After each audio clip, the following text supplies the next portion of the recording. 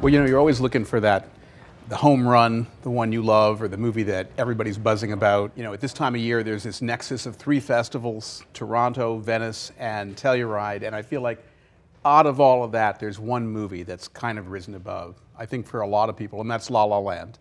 Just the movie that people are talking about, that has that must-see factor.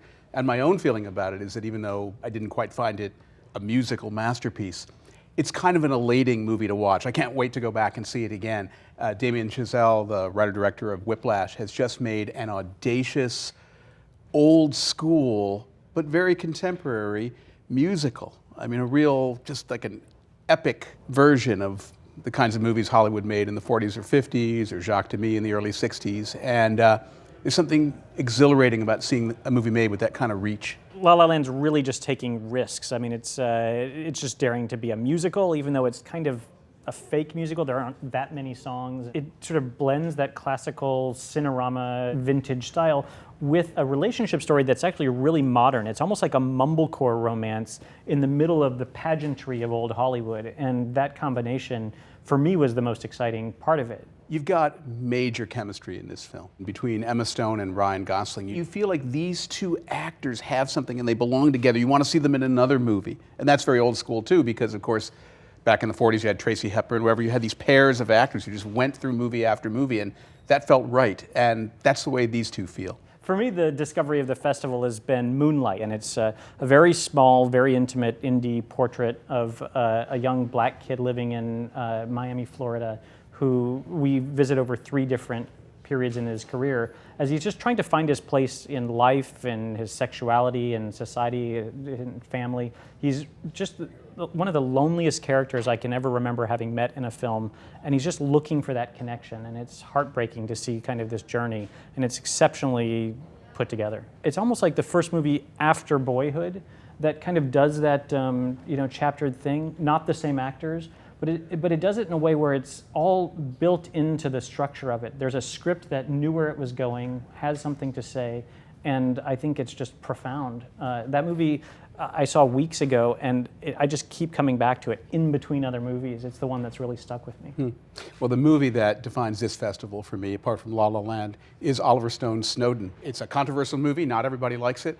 I thought it was terrific. I thought it was the most exciting and vital Oliver Stone movie I had seen in 20 years. I think it's 50% the story of Edward Snowden, and it's 50% the story of surveillance, the surveillance state, the whole thing that he revealed. Sure, we kind of all know what that is in the abstract.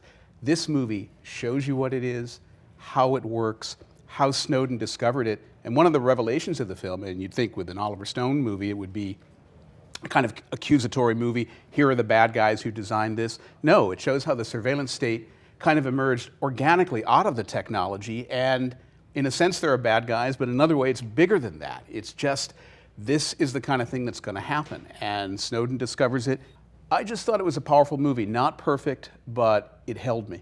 Let's be honest, a festival this big, there are too many movies, a lot of movies that didn't get into Cannes, Venice, other major festivals. Some leftovers.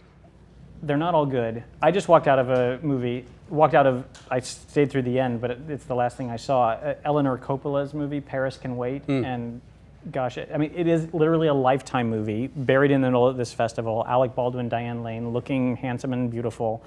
And I felt like I was melting. My eyes, my brain, it's just like it wants to be this, before sunset, and it's 2 characters with nothing interesting to do, eating beautiful food that I can't taste. I mean, it's like, it's excruciating. Yeah, I have seen some misfires here as well. I was really looking forward to seeing Denial, which is the story of Deborah Lipstadt, who accused the British historian David Irving of being a Holocaust denier, which he was, and he sued her, and it's about this trial that happened 20 years ago, so it's a courtroom drama.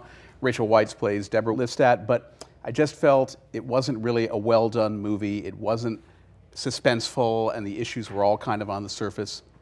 Didn't work for me. Another movie I saw that I was sort of disappointed by was an interesting animated movie called My Entire High School is Sinking into the Sea, and it's made in this very lo-fi, handmade indie style that I liked, but it also felt to me like Wes Anderson's Ghost World, just this impossibly twee kind of movie. So it's the kind of movie that you're going to see at a festival, but I don't know how well it's going to work in the world. With a pitch like that, I want to see it. Hey, Owen, if there's just one movie here in the festival that I need to catch up with before I finish, what would you suggest? I would say definitely Snowden.